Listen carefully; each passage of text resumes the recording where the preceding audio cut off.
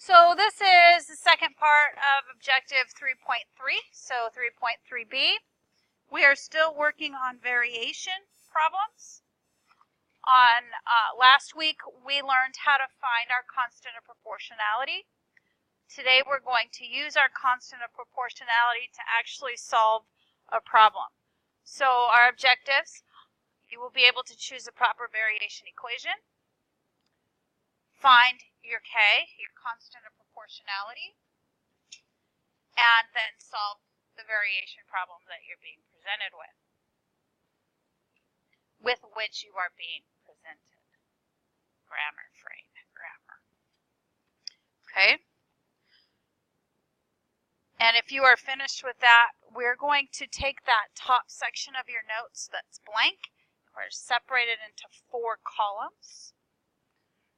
So here we go. You don't have to write the words variation, by the way. You can just write direct, inverse, joint, and procedure. And I'll bring that procedure into the screen a little bit later. I suggest that you pay attention when I'm talking about what the graphs are going to look like. This will help you answer half of the questions that you're going to be assigned today. Okay, so in our first section, or our first column, direct variation, what I would like to remind you of is the equation. Every time we see the word variation, okay, we know that we are looking for a K term, and a direct variation, the equation looks like this. Y is equal to K times X. There's a direct correlation between the X coordinate and the Y coordinate. Okay, this is what would graph as a line. We would call this a linear equation, a direct variation. Okay, and so there are 2 ways that this will look for our purposes today. So I'm going to draw 2 little graphs. Please don't make them big. They don't need to be big. Just need to have a visual. Okay. The first way that this can look is starting at the origin. We can head in a positive slope towards positive infinity. The other way this can look, beginning at the origin, would be heading right and down. When we're working with variation problems, that information will pass through the origin. For all purposes today, our x will be greater than 0. Well, I guess we could say equal to 0. But probably not 0, because 0 won't help us with anything. So you know what? X can't be 0. Let's not put an equal sign on that. Take the equal off. We're just going to say for x is greater than 0. So that's why I only graphed to the right of the origin. On our first graph, our K will be positive. Now look. As x approaches, that line says approaches, as x approaches infinity, as I move further and further right, what's happening on my y-axis? What am I approaching? The further right I go, the further up I go. So y is also approaching positive infinity. When our graph looks like this, that means that our K, which in this case is our slope, what happens when our slope is slanting to the right, up and to the right? What kind of slope is that? It's a positive slope. So our K in this situation will be a positive number. There will be a positive relationship between your x and y. As x goes up, y goes up the same amount. Okay? In our second situation, again, our x is approaching positive infinity because x is greater than 0. So as x approaches infinity, what's happening with my y? It's dropping down to negative infinity. It's going down forever. So as x approaches infinity, my y is approaching negative infinity, and this is when my slope, or in this situation, my constant of proportionality is, that's a negative slope. So there's a negative correlation there between the two. So when we have a direct variation is going to create one of these two visuals. Okay. Then next, that'll help with on your homework, is the inverse variation. If you recall from our notes on Friday, an inverse variation means y equals k. But instead of multiplying times x, we're doing the inverse of multiplication, which is division. So this is y equals k over x. So anytime we're working with inverse, we're dividing by x, or constant by x. Now this is going to graph a hyperbola. Actually, only half of the hyperbola, just like we only graphed half of the line over here. So we're going to do the hyperbola for greater than 0 again. So we're going to stick for only the section or the interval x is greater than 0. Now this can look two ways as well.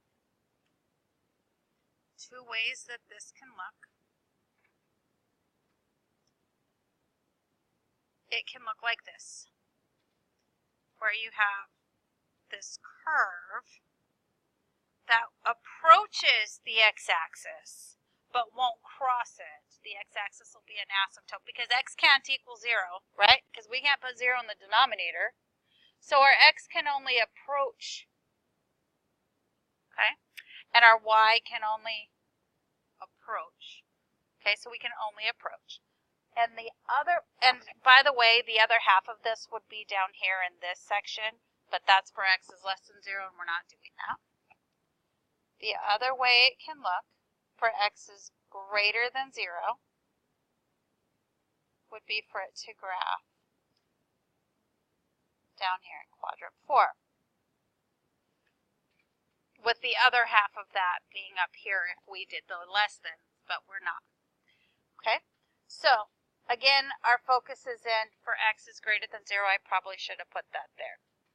All right, so as x approaches infinity, the further left I go, what's happening to my y? What is it approaching? Nope, it's not dropped. It's no, that's infinity is going to as x approaches 0, y goes to infinity. I want to go as x approaches infinity. What's my y doing? It's getting closer and closer and closer to what? 0. So it's approaching 0 on the y, but of course it can't reach 0. And again, this is when my k, my constant, is positive. It's going to create a hyperbola that lives up in that area, or what is this? This is quadrant 1. Couldn't think of the word quadrant for a second. Okay, then in our other situation, as x approaches positive infinity, so look, as I'm going closer and closer and closer, or further and further and further right, what's my y doing? What's it doing? It's getting closer and closer to 0 again. But this time, instead of being up above, it's below. So what do you think is going to happen? My k is going to be negative.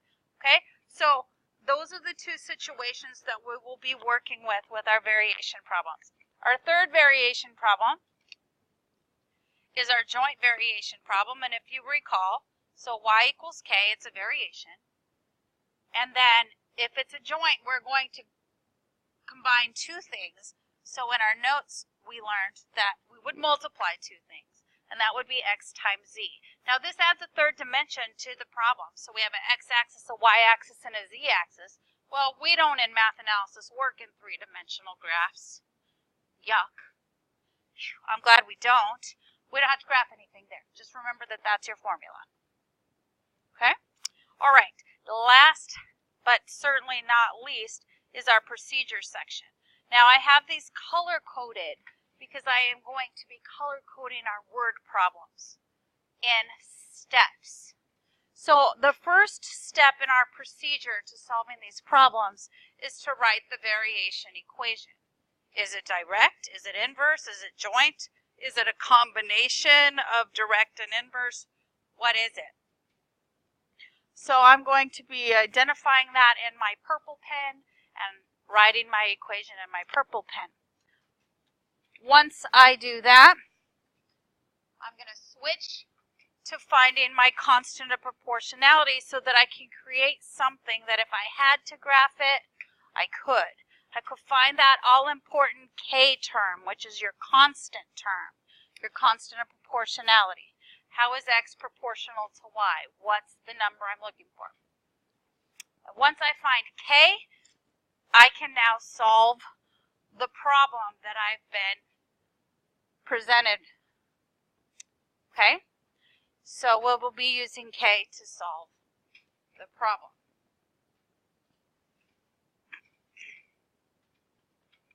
All right, so for problem number 1, I'm going to read the sentence and break it up into its 3 parts.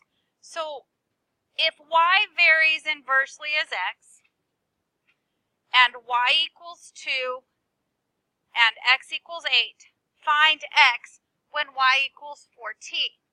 So I'm going to start with my first color, which was purple, and I'm going to identify the type of equation I want. And that equation is being told to me right here at the beginning of the sentence before the numbers start becoming part of the problem. It says Y varies inversely as X. So if Y varies means equals K. Inversely tells me what kind of variation it is. It's a hyperbola, yes? Okay. Inversely as X. Inversely means I'm going to divide. The equation that I will write is Y is equal to K divided by X. So now I've written my equation that will help me to determine my K, which will then in turn help me to determine what is X. The next part of the question gives me the Y and the X, so I can use them to find the K. So I'm going to do that next. 2 is equal to K times 8. Just plugging that information into the equation that I wrote. It is division. Thank you for that. It should be K over 8. It's the 3rd time I've done that today. Thank you. K over 8. So we'll clear the fraction by multiplying both sides times 8, and we get K is equal to 16. So that's important information because now I know my equation is Y equals 16 over X. Now I could throw it in my graphing calculator if I want. I can see all of my X's and all of my Y's. Of course, let's not complicate it too much. Let's just go to finding the last part of our question. Find X when Y is 14. Well, now that we know what K is, we can do that. So Y is 14. K is 16. Find X. That's what we're going to do. So we'll clear by multiplying both sides times X. And we get 14X equals 16. Divide by 14 and simplify, of course. X equals 8/7. And just so that I can connect it to the graph, for the information, Y equals 16 over X. When Y was 2, X was 8. And then when Y was 14, X was 1 1/7. Or 6, what was it? Yeah, 8/7 is 1 1/7. So you can see, as X gets smaller, Y gets bigger. Or as X gets bigger, Y gets smaller. That's an inverse relationship. Okay, that's an inverse relationship. So that's our answer. By the way, this extra stuff is just added information just so you can make connections to graphing. Next, here we go. We're going to do it again. I'm going to pick up my colors. It says, Suppose y varies jointly with x and z. Y is 20, x is 2, and z is 5. Find y when x is 14 and z is 8. So I'm going back with my purple pen to just identify the first part of the sentence that tells me what kind of problem I'm going to work on. So before the numbers even start, it says y varies, well that means equals k, jointly with x and z. So we want to join x and z. And when we're joining, what are we doing? Multiplying. So this is y is equal to k times x times z. And there's our equation setup. Then we go back to the problem and it says, and y is 20, x is 2, and z is 5. Well, that's everything but k. So we use that information to find that number. Are you ready? 20 is equal to k times 2 times 5.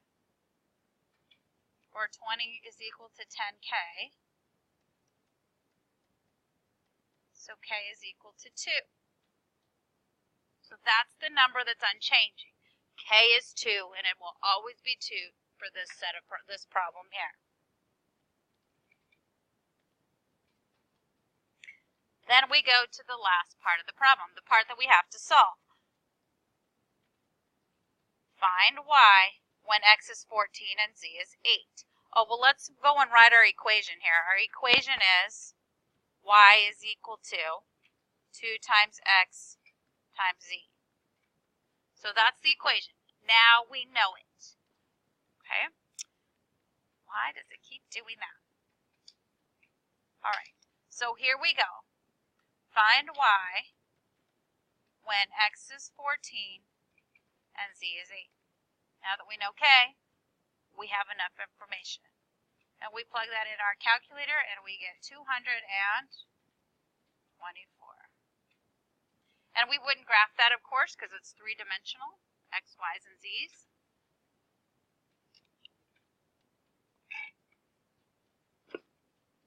And there we go. Last one. Ready? It says y varies directly with the square of x and inversely with the square root of z. If y equals 2 when x is 3 and z is 9, find y when x is 36 and z is 16. So I'm going to go back to the first sentence where all my words are and translate them into an equation. So y varies directly with the square of x and inversely with the square root of z. Don't freak out. It's a straight translation, left to right.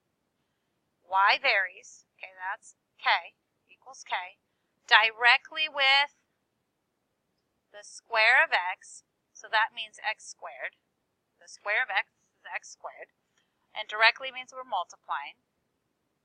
And inversely with the square root of z. And inversely means we're dividing.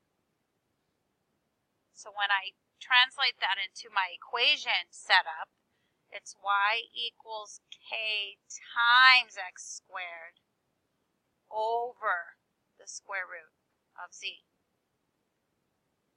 And there it is. So you see the difference between the square of x and the square root of z. Hopefully you are identifying that difference. Okay, so now we're moving on to the next part of the equation where it says, or the process, if y is 2 when x is 3 and z is 9, that gives us everything but k, correct? So we're going to substitute that information in. Y is 2, k is k, x is 3, but we must square it over our z, so square root of our z, which is 9. So there's our setup to help us find our k, our constant of proportionality. So we get 2 is equal to, would you guys agree that that's 9k over 3? And then, of course, I can simplify 9 divided by 3 down to 3k. Then divide by 3, and we get k is equal to 2/3. So our equation that we would write would be y is equal to 2/3 x squared over the square root of z. Where, of course, our z would have to be 0 or bigger because we can't put negatives in square roots. So we should probably put that z has to be greater than or equal to 0 just because we have a square root in our denominator and we can't put negatives in the square root.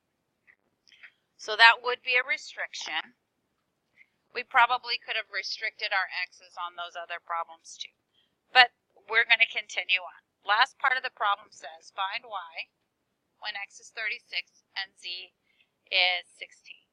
So we have our y is equal to our k, which is 2/3, and our x is 36, so 36 squared over the square root of z, which is 16. And we're not going to solve this by hand. That's not necessary. We're going to pull out our calculators. We're going to plug it in exactly how we see it.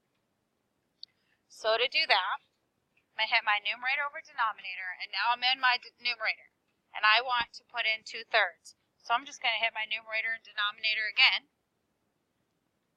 2/3 times 36 squared over, you all right if I just put a 4 there since the square is 16? Yes? Hit enter. Oops. Probably should scoot the screen over. I don't know if it'll let me. It's 216 is what we're getting. You can't see the 6 over there if you're in the video, but we can. 206. And folks, that's how you do it. Tomorrow when we do the big word problems, color coding is going to be important. I would like you to write a summary and 2 questions, of course. Do problems 23 through 30. Thank you. Yeah.